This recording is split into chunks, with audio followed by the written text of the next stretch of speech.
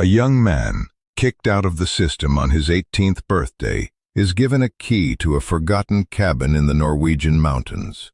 What he discovers inside isn't just a shelter from the cold, but a buried history of sacrifice and a choice that will redefine not just his future, but the meaning of his entire past. If you've ever felt lost, like you were starting from zero, with the weight of the world on your shoulders, then this story is for you.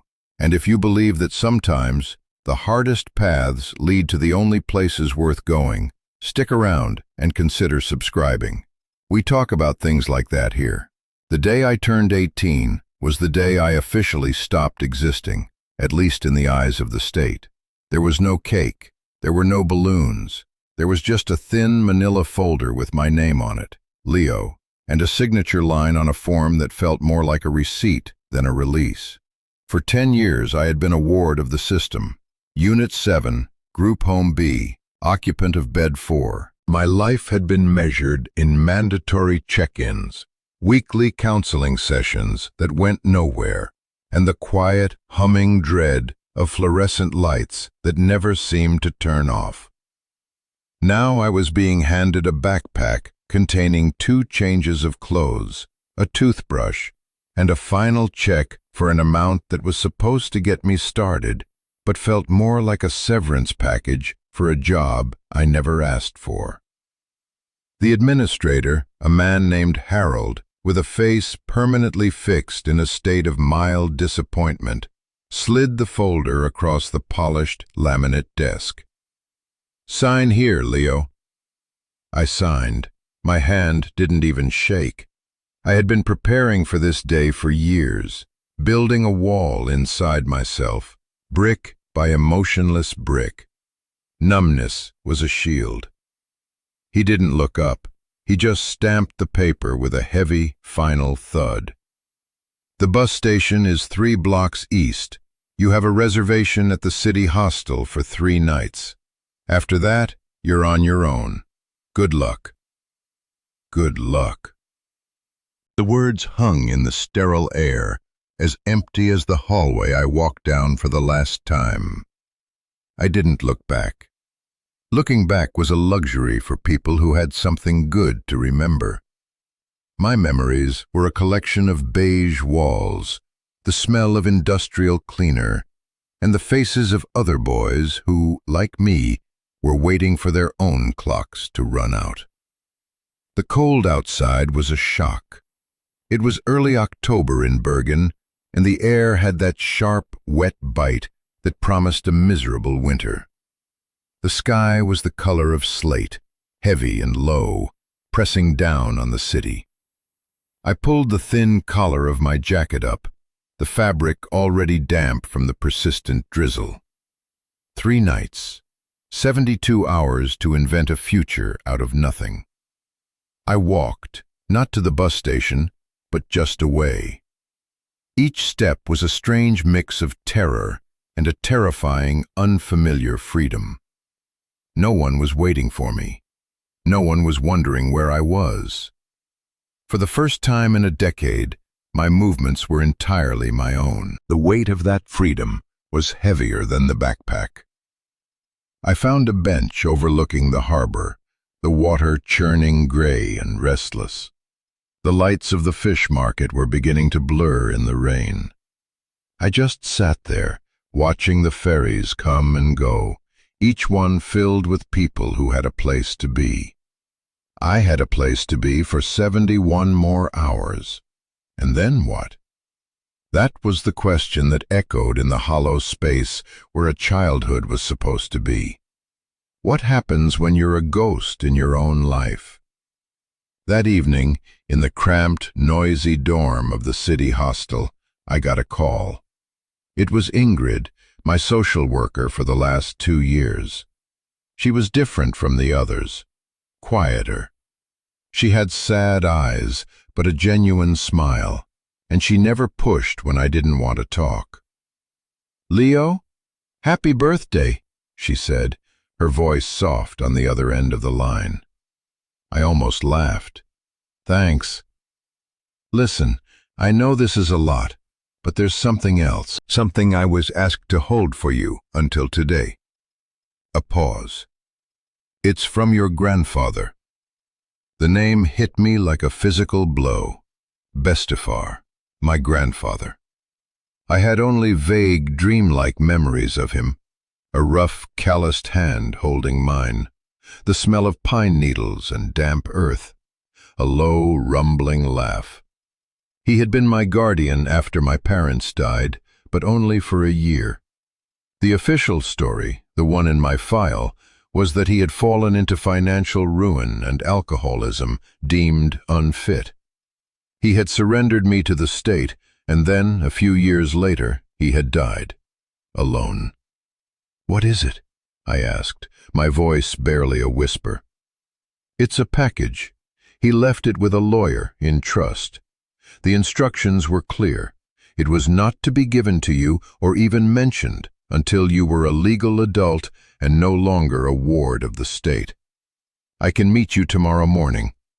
Can we meet at the cafe by the train station? 10 o'clock? I agreed, my mind reeling. The rest of the night was sleepless. The snores of the other men in the dorm faded into a low drone as I stared at the ceiling, the name echoing in my head. Bestefar. He hadn't just disappeared. He had left something. For me. The next morning, the cafe was a blur of steam and the smell of coffee. Ingrid was already there, a small, insulated travel mug in her hands. She gave me that sad, kind smile. On the table between us was a thick, legal-sized envelope made of stiff, cream-colored paper. It looked ancient. My name was written on the front in an elegant, spidery script that was definitely not my grandfather's. It looked like a lawyer's handwriting. "He set this up a long time ago, Leo," Ingrid said gently. "The law firm contacted me when you turned 17 to make arrangements for the handover." I just stared at the envelope. It felt like a bomb. "What did he tell you?" "Nothing," she said. "The lawyer said he was a very private man. The only thing he said was that your grandfather insisted on the timing. He wanted you to be completely free of the system before you received this." Free. That word again. I reached out and took the envelope. It was heavy. I broke the wax seal, my fingers clumsy. Inside wasn't a long, verbose legal document, but 3 things. The first was a single, old-fashioned iron key. It was heavy and ornate, rusted in places, the kind of key you see in fairy tales. The second was a folded piece of paper, brittle with age. I unfolded it carefully.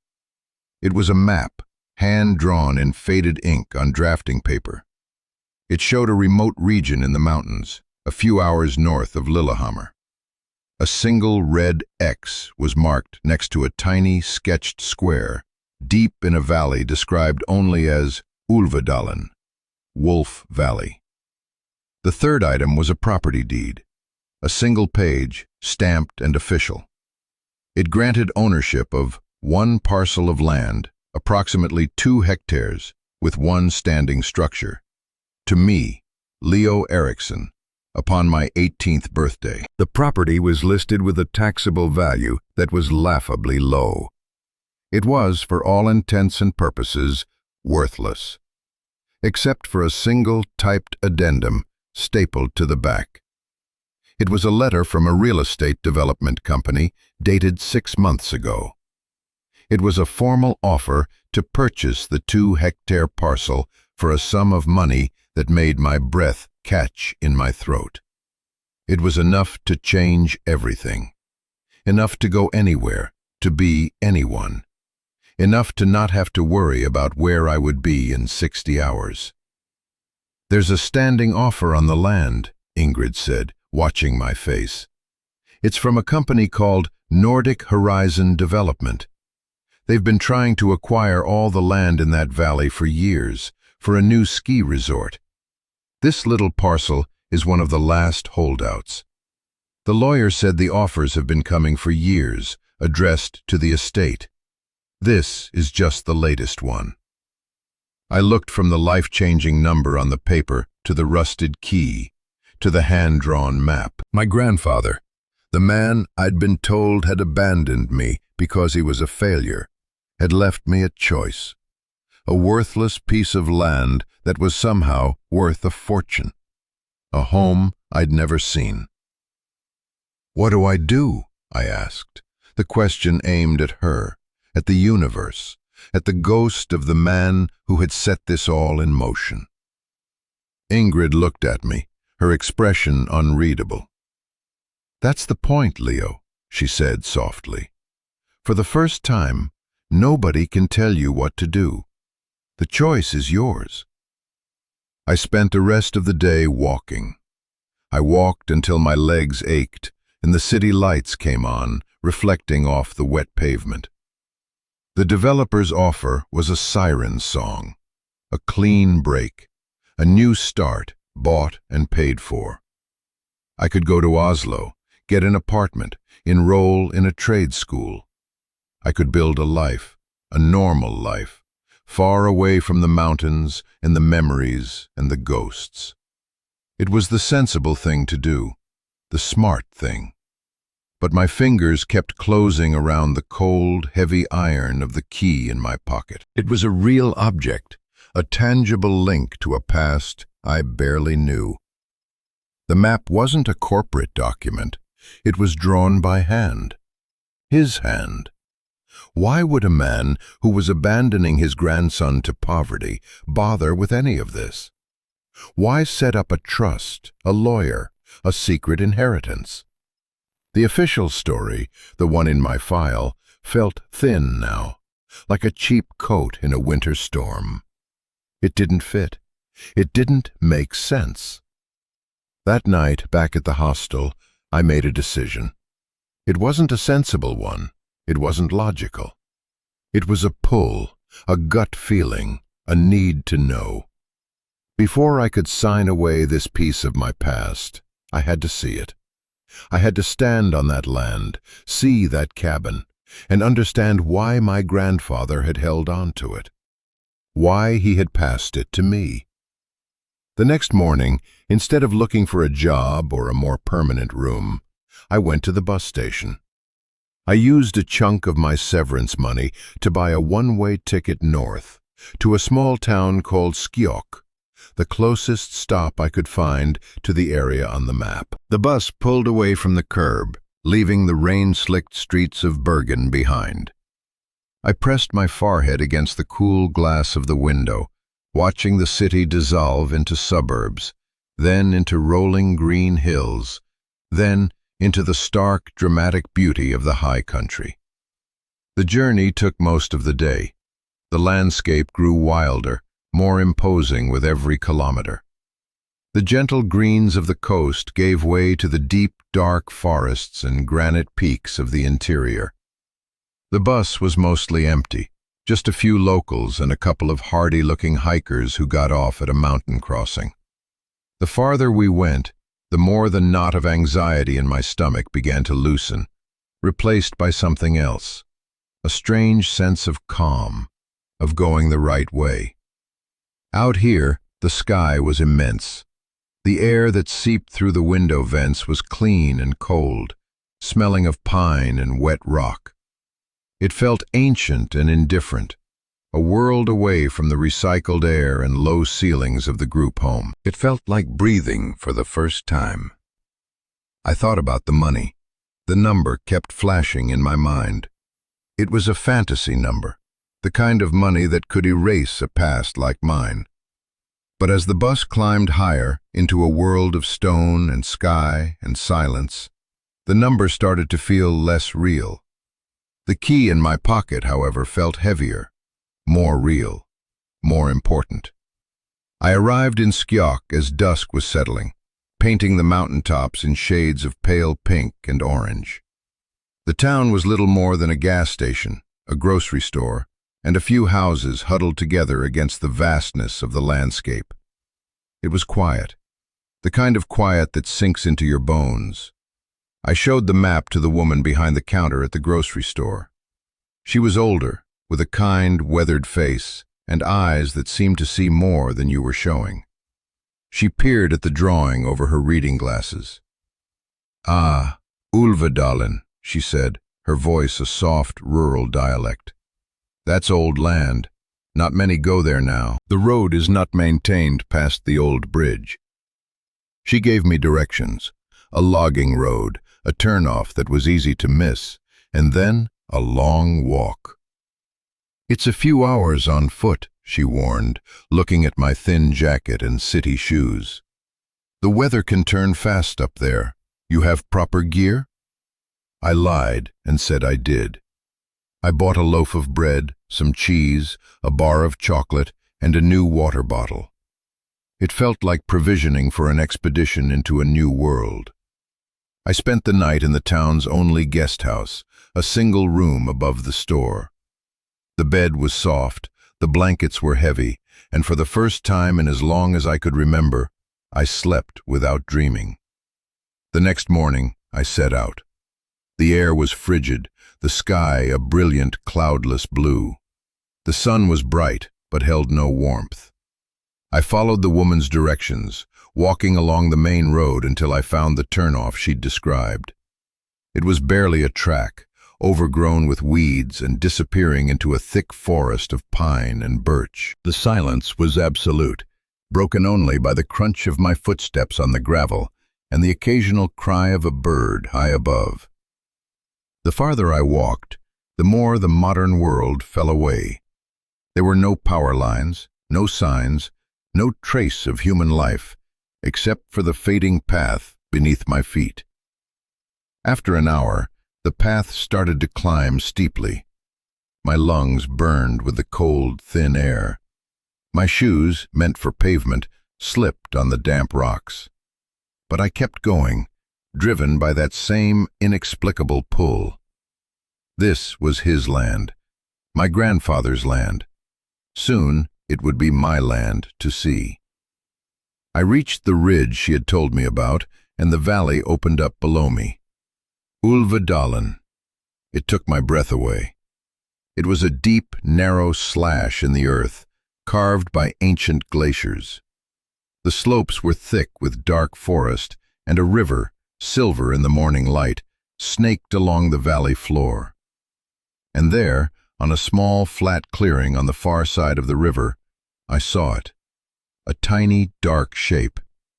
A cabin. From this distance, it looked like a child's toy, impossibly small against the immensity of the mountains that surrounded it. My heart hammered in my chest. It was real. I scrambled down the steep path into the valley, my legs shaking with exertion and adrenaline. The final obstacle was the river. The old bridge the woman had mentioned was long gone, just a few rotting timbers on the bank. The water was shallow but fast-moving and ice-cold. There was no other way across. I took off my shoes and socks, rolled up my jeans, and stepped in. The cold was a violent shock, a pain so intense it was like fire. I gasped, stumbling on the slick, round stones, but I pushed forward, focusing on the cabin on the other side. I scrambled onto the opposite bank, my feet numb and white. I didn't stop to put my shoes back on. I just ran, limping across the marshy ground towards that small, dark shape. Up close, the cabin was even smaller and more weathered than I had imagined. The timber walls were silver gray with age, streaked with dark green moss. The roof, made of turf, was overgrown with wildflowers and grass, making the structure look as if it were growing directly out of the earth. It was a part of the landscape. A single stone chimney stood crookedly at one end, and a small porch sagged near the door. It looked abandoned, forgotten, like it had been sleeping for 100 years. But the door was solid oak, and the lock was heavy black iron. It looked strong. It looked purposeful. With a trembling hand, I pulled the rusted key from my pocket. I slid it into the lock. It was stiff, protesting with a grating screech of metal on metal. I put my shoulder into it, turning with all my strength. There was a loud, satisfying clunk as the old mechanism gave way. I pushed the door open. A wave of air washed over me, cold and musty, but not unpleasant. It smelled of old, dry wood, of cold stone, of pine smoke long gone cold, and of time itself. The inside was a single room, dark and shadowed. A small, grimy window let in a sliver of gray light. As my eyes adjusted, I could make out the shapes of things. A simple wooden table and 2 chairs. A stone fireplace, black with soot. A narrow cot built into the wall, a thin, striped mattress rolled up at one end. Everything was covered in a thick layer of dust, draped in cobwebs. It was a monk's cell, a hermit's cave. But it was clean. There was no rot, no decay, just a place left undisturbed. I walked to the center of the room, my bare feet silent on the wide, smooth floorboards. I ran a hand along the surface of the table, leaving a trail in the dust. This was it. This was the inheritance. A dusty, empty room in the middle of nowhere. A wave of disappointment washed over me, so sharp it felt like grief. What had I expected? A treasure chest? A welcome home banner? I had chased a ghost up a mountain for this? For an empty hut? I sank onto one of the dusty chairs, the wood creaking in protest. The silence of the room pressed in on me. I felt foolish. I should have taken the money. I should be in an apartment in Oslo right now, not sitting in a freezing cabin with numb feet and a dying hope. I was about to get up, to leave, to walk back down the mountain and never look back, when my foot bumped against something under the table. A loose floorboard. It wasn't an accident. I could see the edges were cleaner, the fit not quite perfect. Curiosity, the last ember of my hope, flickered back to life. I knelt down, my heart starting to beat faster again. I worked my fingers into the crack and lifted. The board came up easily. And there, in the dark, hollow space beneath, was a small, stout wooden chest bound with iron straps. It was locked with a heavy padlock. I searched the cabin, my earlier disappointment replaced with a frantic energy. I looked in the fireplace, on the small shelf above the cot, under the mattress. Nothing. No key. I went back to the chest, frustrated. I ran my hands over its rough surface, over the iron straps, and then I felt it. Tucked into a small leather loop on the back of the chest, almost invisible in the gloom, was a small, flat, brass key. It was for the padlock. My hands were shaking again, but this time with anticipation. I fitted the key into the lock. It turned smoothly, silently. I lifted the heavy lid. The chest wasn't filled with gold or jewels. It was filled with paper, bundles of letters, tied neatly with string. And on top of the first bundle, a single, sealed envelope with my name on it. Leo. It was written in a strong, slightly shaky hand. A hand I recognized from the faint pencil markings on the back of the one photograph I owned of my parents. It was my grandfather's handwriting. I sat on the floor, the chest open in front of me, and I carefully broke the seal. The letter inside was written on the same heavy, cream-colored paper as the envelope from the lawyer. The date at the top was from 10 years ago, just a few weeks after I had been taken into care. My dearest Leo, it began. If you are reading this, then you are a man, and I am likely gone. And you are standing in the only true home our family has left. I hope you found the key. I hope you were strong enough to make the journey. I imagine you have many questions, and I imagine you hate me. You have every right to. The story you were told, the one in the files, is that I failed you, that I was a drunk who lost everything and couldn't care for his own grandson. I want you to know that story is a lie. But it is a lie I wrote myself. I had to let you go to save you. I had to become a monster in the eyes of the world so that you could become invisible. I could feel the tears welling in my eyes, hot and sudden. I read on, my world tilting on its axis with every word. My grandfather, Farfar, explained everything. My parents, he wrote, were not killed in a simple hiking accident, as I had been told. They were environmental researchers and activists. They had discovered that Nordic Horizon Development, the same company trying to buy the land, was planning to use illegal, highly toxic chemicals to blast through the granite in the valley for their resort foundations. It would have poisoned the entire watershed for generations. They had gathered proof, documents, soil samples. They were preparing to go to the press, and then their car went off a mountain road, a road with a perfect safety record. The police called it an accident. The brakes failed, case closed. But my grandfather knew better. He had seen the threats they had been receiving. After their deaths, he was targeted, quietly, professionally. First came the financial sabotage, a bad investment that wiped out his savings, a bank error that defaulted on his loans. Then came the veiled threats against me, his only remaining family. A quiet word from a stranger in a suit. A suggestion that it would be a shame if another tragedy befell the Erickson family. They wanted the land, the cabin. My parents had used it as a base of operations. The proof they had collected, my grandfather suspected, was hidden somewhere on the property.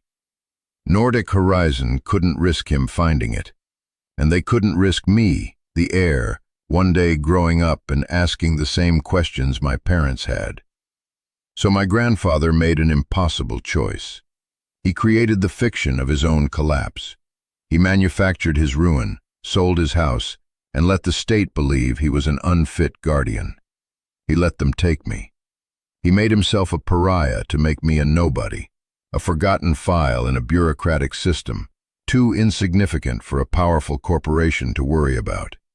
He hid me in plain sight by letting me be swallowed by the system. He wrote, "I had to choose between being your grandfather and keeping you alive. I chose your life. Every single day for these last 10 years, I have lived with that choice. I did not fall into drink, my boy. I came here, to this cabin. I lived out my days in this valley, watching over it, keeping their secrets safe, waiting for the day you would be old enough and strong enough to learn the truth and make a choice of your own. Inside this chest, you will find everything. My journals, your mother's letters, your father's research notes, and the proof. The original soil analysis reports, the internal company memos they copied. It is all here. It is a heavy burden, I know. You can take this evidence to the authorities. It will be a war. Nordic Horizon is a powerful beast. They will fight you. They will try to destroy you as they destroyed your parents. Or you can burn it all. Sell the land. Take the money and live a free life, far from this valley and its ghosts. There is no shame in that choice, Leo. You have already paid a price you never should have. Your parents and I, we did not fight so that you would be forced to. We fought so that you would have the freedom to choose. Whatever you decide, know that you were loved. Every single day, you were loved." I finished the letter, and the dam I had built inside myself finally broke. I sat on the dusty floor of that cold, forgotten cabin, and I wept. I cried for the parents I never knew, not victims of an accident, but heroes who died for what they believed in. I cried for the grandfather I had wrongly hated, a man who had sacrificed his name, his honor, and his last years with me just to keep me safe. I cried for the lonely, angry boy I had been, lost in a system, never knowing that I wasn't abandoned, but protected in the most painful way imaginable. The grief was a physical thing, a storm that tore through me, washing away a decade of numbness and anger. When the tears finally subsided, I was left with a profound, aching emptiness and a single, terrifying question. What now? The sun was setting, and the small room grew dark. I didn't move. I just sat there in the cold, the letter clutched in my hand, the open chest at my feet smelling of paper and truth. For hours I sat in the darkness, the silence of the valley absolute. The choice my grandfather had laid before me felt impossible. On one hand, a fortune, an escape, a life of peace and anonymity, the very thing he had sacrificed so much to give me. I could walk away. No one would ever know. I could take the money and disappear, and in a way, it would be honoring his sacrifice. He wanted me to be free. On the other hand, the truth, the evidence in the chest, a chance for justice, a chance to finish what my parents started. But he was right. It would be a war. A war against a faceless, powerful corporation that had already killed 2 members of my family and orchestrated the ruin of a 3rd. I was an 18-year-old boy with nothing but a backpack and a story nobody would believe. They would crush me. They would bury me in legal fees, discredit me, and if that failed, I shuddered, thinking of my parents' car at the bottom of that ravine. Was I a fighter? Was I a hero? No, I was a survivor. I had survived 10 years in the system by being quiet, by being invisible. My every instinct screamed at me to take the path of survival. Burn the letters, take the money, run. I reached into the chest and pulled out another bundle of papers.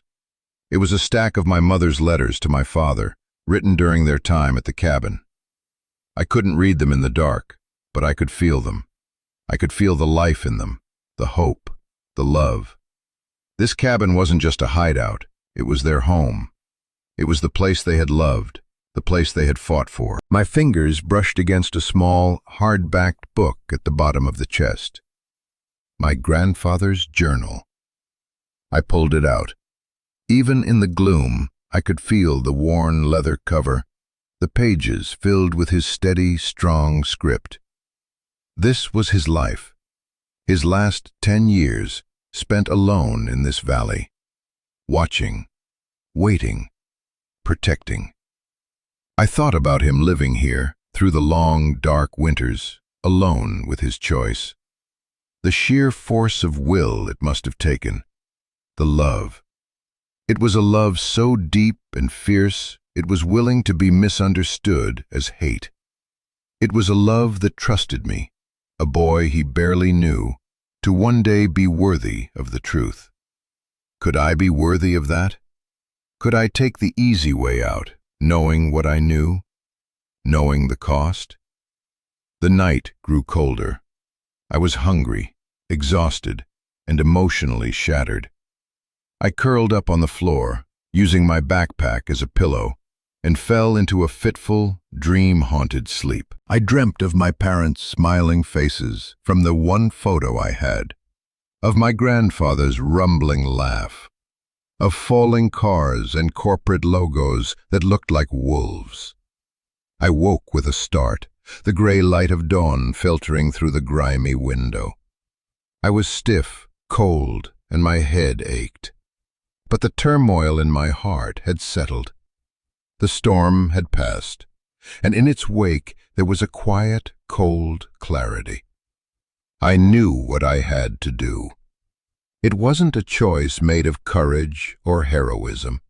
It was simpler than that. I couldn't sell this place. I couldn't sell their memory. I couldn't sell his sacrifice. This land, this cabin, this story, it was all I had left. It was the only real thing I had ever owned. Selling it wouldn't make me free.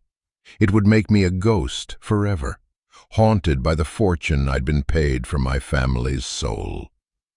The real freedom, the only freedom that mattered, was the freedom to stand my ground, to stay, to become the guardian of this place, just as my grandfather had been. The decision felt less like a choice and more like an acceptance, like stepping into a pair of shoes that had been waiting for me my whole life. They were heavy, uncomfortable shoes, but they were mine. I spent the morning carefully packing the contents of the chest, the letters, the journals, the evidence. I wrapped them in an old oilcloth I found in a corner and packed them deep into my backpack. They were too important to leave here. Then I turned my attention to the cabin. I found an old broom and swept away 10 years of dust. I washed the window with a cloth and water from the river. I unrolled the mattress on the cot. It was small, but it was a home. My home. The next day I walked back down the mountain. The journey felt different this time. My steps were surer. The landscape didn't feel threatening. It felt like it was mine. When I reached the town, I went straight to the post office. There was a letter waiting for me, forwarded from the lawyer's office. It was a new offer from Nordic Horizon Development. They had increased the price significantly, and they had added a deadline. Accept within 30 days or the offer is withdrawn permanently. It was a classic pressure tactic. They must have been notified by the lawyer that the heir had finally been found. They wanted a quick, clean resolution. I took the letter, walked outside, and tore it into tiny pieces, letting the wind carry them away like confetti. I felt a grim satisfaction. The war had begun. I made 2 phone calls from the public phone outside the grocery store. The first was to Ingrid. I told her I wasn't selling. I was staying. I could hear the surprise in her voice, but also something else. Respect. "Leo, be careful," she said. "These are not good people." "I know," I said, "but I'm not alone. Not anymore." The second call was to a number I found in my father's notes. It was for an environmental law firm in Oslo, one known for taking on pro bono cases against big corporations. I left a message, my voice steady. I said my name was Leo Eriksson, and I had information regarding Nordic Horizon Development and the death of my parents. Then I hung up, my heart pounding. It was done. The first shot had been fired. I walked back to the guest house, feeling lighter than I had in my entire life. That night, I had a visitor. It was the old woman from the grocery store. She knocked on my door, holding a covered basket. "I heard you went up to the old Eriksson cabin," she said, her eyes kind. "My husband helped your grandfather build that place many years ago. He was a good man, your grandfather. Quiet, but good." She handed me the basket. Inside was a thermos of hot soup, fresh bread, and a thick, hand-knitted wool sweater. "It gets cold up there," she said simply. "The valley looks after its own." I was speechless. I just nodded, a lump forming in my throat. I wasn't just fighting for a piece of land. I was fighting for a community, for a history. The next week was a blur of activity. The law firm called back. They were sending an investigator. I returned to the cabin, not as a visitor, but as a resident. The work was hard. I had to learn to split wood for the fireplace, how to patch the leaking roof, how to live in a place without electricity or running water. It was the hardest work I had ever done, and the most satisfying. Each swing of the axe, each nail hammered into place, felt like I was rebuilding not just a cabin, but myself. One afternoon, while clearing out a small, rick-spired storage shed behind the cabin, I found one last surprise from my grandfather. Tucked away in a rusty ammunition box was a thick bundle of cash. It wasn't a fortune, but it was enough. Enough for supplies, for repairs, for food to last the winter. Tucked in with the money was a final note on a small, torn piece of paper. For the work, your home is not a burden. It is a project. Build it well. Farfar. I laughed, the sound echoing in the quiet valley. Even from beyond the grave, he was practical. He was providing, not with an easy fortune, but with the tools I needed to do the hard work myself. The investigator from the law firm arrived a few days later. He was a young, sharp man named Thomas, who listened to my story without a hint of disbelief. I gave him the evidence. He handled the documents with reverence, his expression growing grimmer with each page he read. This is it, he said, looking up at me. This is the smoking gun they've been looking for a decade. Your parents were heroes, Leo, and your grandfather, what he did was extraordinary. He told me it would be a long fight. Nordic Horizon would throw everything they had at us. They would try to paint me as a disgruntled, delusional teenager seeking a payout. But with this evidence, and with the firm behind me, we had a real chance. A chance to expose them. A chance for justice. The first legal letters from Nordic Horizon's lawyers arrived soon after. They were intimidating, filled with threats of lawsuits for defamation and slander. But the words were just ink on paper. They held no power over me now. I was no longer the scared boy in the system. I was Leo Eriksson. I was my parents' son. I was my grandfather's heir. And I was home. Winter came to the valley like a slow, white blanket. The snow fell for days, burying the landscape, muffling the world in a deep, profound silence. The river froze over. The path down the mountain disappeared. I was truly isolated, cut off from the world. But I wasn't lonely. The cabin was warm, the fire crackled in the hearth. I had a stack of books from the town, a supply of food, and the endless, satisfying work of survival. In the evenings, I would sit by the fire and read my grandfather's journals. I learned about his lonely years in the cabin, his quiet observations of the seasons, his grief, his hope. I read my mother's letters and felt her fierce intelligence and her love for the wild beauty of the valley. I got to know my family, not as ghosts or tragic figures, but as real, vibrant people. The cabin was no longer just a structure of wood and stone. It was an archive of love and resilience. It was alive with their stories, and now it was alive with mine. Spring came late, with a slow, hesitant melt. The river broke free of the ice with a roar, and the first green shoots pushed their way through the snow. With the spring came news. Thomas, the lawyer, made the trek up to the cabin himself. Nordic Horizon, faced with the undeniable evidence and the threat of a public scandal that would destroy their carefully crafted green image, had folded. They hadn't admitted guilt, of course, but they had withdrawn their resort application for the valley, citing unforeseen environmental complications. They had abandoned the project. They were gone. We had won. There was no big courtroom victory, no public apology. It was a quiet, anticlimactic end to a decade-long war. But as I stood on the porch of the cabin, looking out at the valley, pristine and safe, I knew it was the only victory that mattered. The land was safe. The story was told. The sacrifice had been honored. In the months and years that followed, life settled into a new rhythm.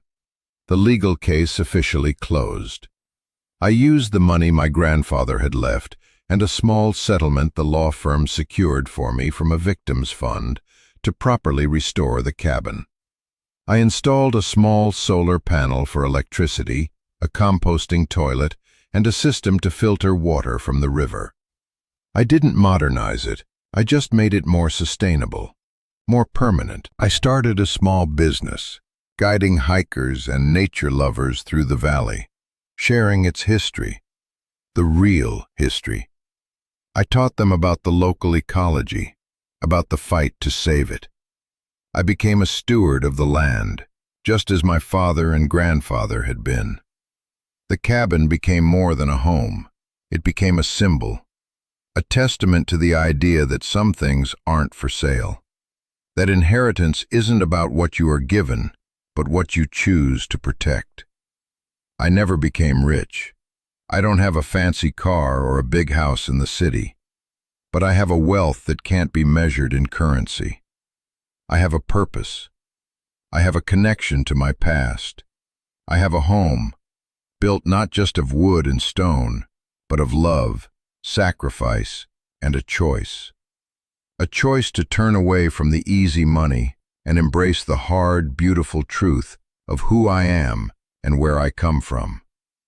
Looking back, I see that being kicked out of the system at 18 wasn't the end of my life. It was the beginning. It was the moment I was finally set free to find my own way. And my way led me here, to this quiet valley, to this small cabin, to a life that is richer and more meaningful than any amount of money could ever buy. My grandfather gave me more than land. He gave me back my story. He gave me back my family. And he taught me that the most valuable things in this world are the ones that have no price. Home isn't always a place you are born into. Sometimes it's a place you have to fight for. Sometimes it's a place you have to build yourself, nail by nail, choice by choice. And sometimes the key to that home is waiting for you at the very moment you feel most lost, tucked away in a past you thought had abandoned you. You just have to be brave enough to turn it. This story, my story, is about finding a home in the most unexpected of places. It's about realizing that our foundations are not always built on comfort and ease, but on the hard-won lessons of those who came before us. It's about the legacy of choices. What my grandfather did, what my parents did, it all led to me, sitting by a fire in a warm cabin, in a valley that is still wild and free. Their fight became my peace. And I think maybe that's the nature of love in the end.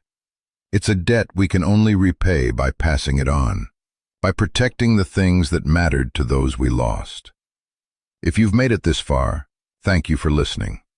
This wasn't an easy story to tell, but it's an important one to me. And I share it because I know I'm not the one person who has ever felt adrift, or who has had to make a choice between what is easy and what is right. We all have our own valleys to protect, our own cabins to build. Maybe yours isn't a physical place. Maybe it's a relationship, a principle, a dream. What is the thing you would fight for?